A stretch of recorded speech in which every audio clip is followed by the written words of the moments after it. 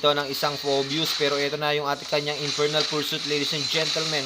With a Bat Beast combination, Blood will fall down. He will be the first blood kill of the team.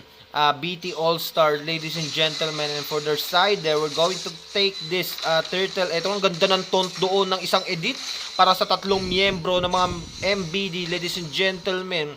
Ang ganda nun. Back up doon sa may bandang Gedli, sa may bush area. Pero yung ating Joy makikita, ayun na yung fracture, pero nakawala pa. What a great sidestep dito, pero yung back, yung Avatar of Guardian, may tinamaan dito yung dalawa mga kaibigan, pero medyo namulado yung ating Lelouch, Bagsak, Francel ang magiging kapalit dito. Yung mga backup, ayun na yung Circling Eagle, kinasa medyo naipit dito yung ating Bruno, nakapag first na gamitin yung kanyang flicker, pero has been slain. At sa ating na nga po, turtle area, eto na yung Nolan, umabante na, pero kung gusto sanang kumuha ng ating Joy, pero naipit siya doon. Lelouch will fall down, tumatakbo si naman talaga kailangan. At tulad nito, eto na nga po, pinasukan with the Infernal Pursuit ng ating Phobius, Avatar of Guardian. Vlad will fall down, mga kaibigan.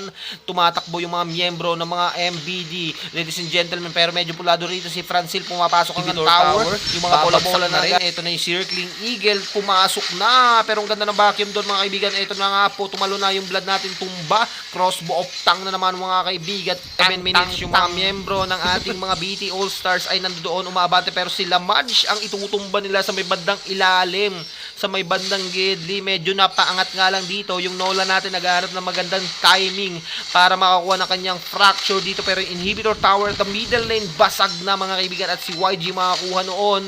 At ito yung depensang Marino na ginagawa ng mga MBD.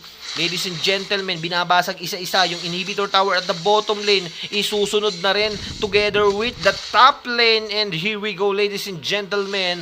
Bungal na ang base dito ng ating mga MBD, pero pumasok yung ating Matilda, nakapag Circling Eagle and Infernal Pursuit dito yung ating Phobius. Ladies and gentlemen, dumidepensa talaga rito ng matindi ang ating mga MBD, pero ito na nagkasugupan na naman, mga kaibigan. Yung ating Lelouch itutumba rito, isusunod yung ating Batteries nilapag na rin, pero yung Blood natin tumba, mga kaibigan. Isunod na si Kulu, Avatar of Guardian tinalon, pero dalawa na natitira sa ating mga MBD, Manila Boy at ito nga po sila Madge ay pinipilit na mga depensa, pero itong mga bateng mga BT All-Star, Manila Boy will fall down, and that's gonna be a straight win, ladies and gentlemen, for our BT All-Star.